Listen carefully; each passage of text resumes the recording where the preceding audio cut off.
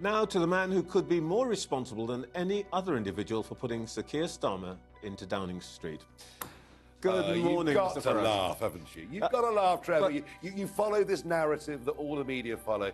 Let's get it straight. We've had 14 years of Conservative government, a mega majority in 2019, which I significantly helped them to obtain. Millions of those voters... I've made that point this morning, by the way. ...utterly betrayed. If I'd stayed at home, if I'd gone to the Bahamas fishing for the month, Keir Starmer would have won a big majority anyway. And many of our voters, if they're polled and spoken to, if we weren't here, wouldn't vote for anybody. When Nigel Farage faced off against Trevor Phillips on live TV, it was more than just an interview. It was an intense showdown, brimming with tension and emotion. Trevor Phillips is notorious for his relentless interviewing style, unafraid to apply pressure on his guests, leaving them nervous and sweating. People respect him for his unwavering focus and his relentless pursuit of the truth. But here's the twist. Nigel Farage wasn't merely defending his stance. He was primed for a genuine confrontation. This controversial figure in British politics appeared unfazed by Phillips' aggressive approach. In fact, he embraced the challenge with enthusiasm. Why? He recognizes that debates are a fundamental part of the game, and he plays them better than most. This was not just a political discussion between two men. It was a clash of two formidable personalities, each prepared to defend their beliefs to the bitter end. The topics were sharp and provocative: racism, leadership, and Farage's global alliances.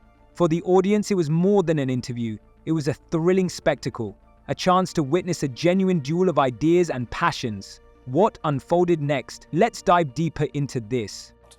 And then he comes out with this, and literally Alf Garnett stream, including all mosques should be turned into Weatherspoons. This was an act from start to finish. It was a deliberate attempt to derail our campaign. I've let you explain yourself. There's a number of things in that.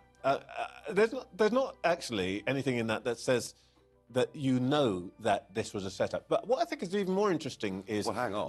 Let me finish my question. You just said the guy came in and he was a walking Alf Garnett. In accent terms. Yeah. In accent terms. He didn't say anything offensive to me at all. It was only when he got a couple of our canvases in the car with Channel 4 filming that he tried to provoke them. He also, by the way, specialises, his services online include undercover filming. But you still don't have any proof that actually he wasn't genuinely a guy who decided he wanted to support. Well, if you wanted to support us, why not come as the person you really are? Why come using your false acting voice? Nigel Farage is a man who doesn't just thrive in the spotlight, he practically lives in it. Throughout the years, he has faced some of the toughest interviewers in British media, like Trevor Phillips and Andrew Neil, who have not held back in their questioning. But Farage doesn't shy away.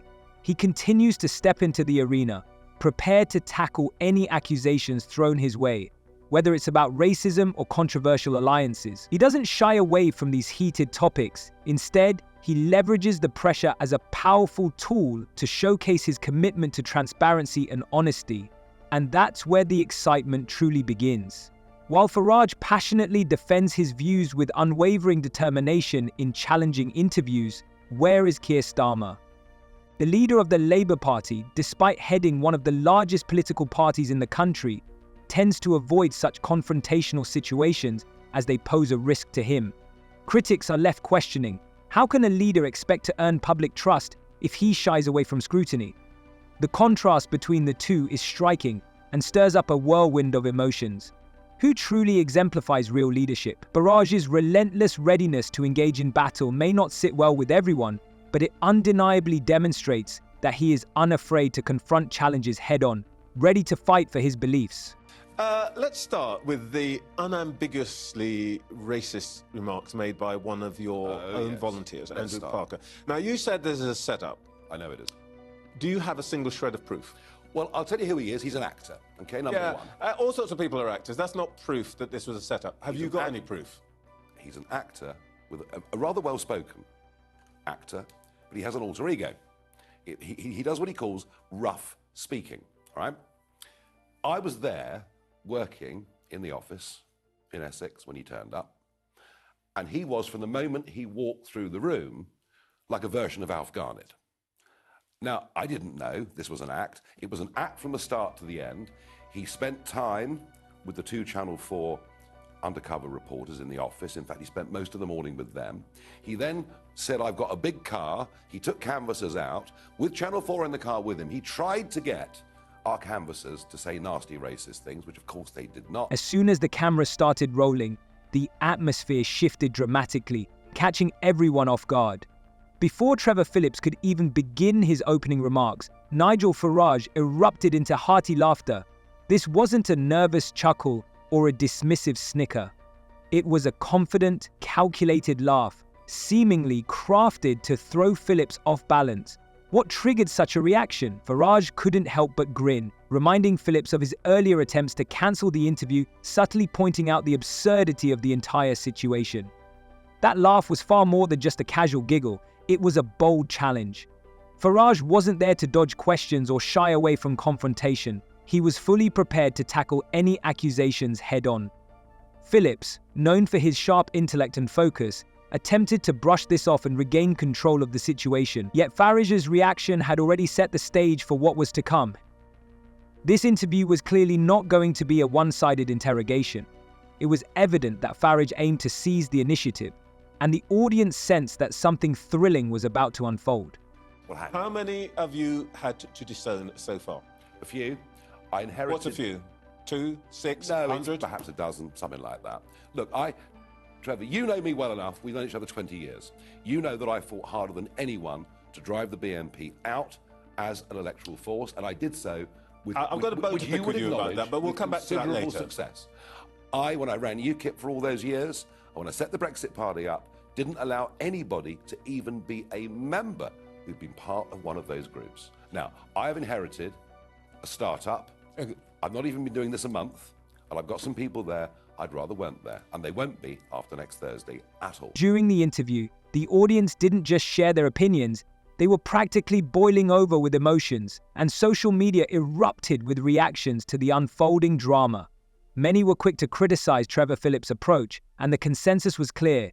Each of his questions seemed designed to accuse Farage of racism. Instead of fostering a constructive dialogue, the interview felt like a premeditated assault, brimming with tension and conflict. Some labeled it a desperate attempt to undermine Farage, while others condemned the media for its cowardice and reluctance to confront real issues. On the flip side, Farage emerged as a figure of admiration for his poise. Despite facing sharp and provocative questions, he maintained his composure and focus, supporting his responses with compelling facts and logic. His straightforwardness shone brightly against the backdrop of predictability, like a beacon in the night sky. The public's reaction stemmed not only from the interview itself, but also from a broader critique of the relationship between politicians and the media. People are clearly fed up with cliched narratives and yearn for genuine, heartfelt conversations, not rehearsed attacks that offer no real value. We've built up, we've now got 60,000 people paying me 25 quid. We've got a mailing list. Okay. Well over 200. What I'm going to do, not just in Parliament, but out in the country more importantly, we're going to build a mass movement for real change. Okay.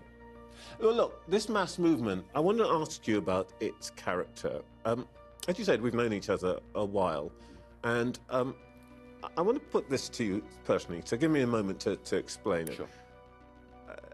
I know intuitively when somebody doesn't like me because of my colour. That's not you. No. Just when the interview seemed to reach its peak, a shocking twist unfolded. Trevor Phillips, while accusing Nigel Farage of racism, used an extremely offensive racial term. This word has long been deemed inappropriate and derogatory, making Phillips' choice in that moment feel like a real betrayal.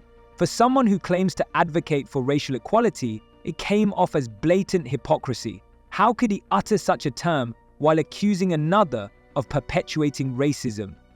It was nothing short of astonishing and appalling.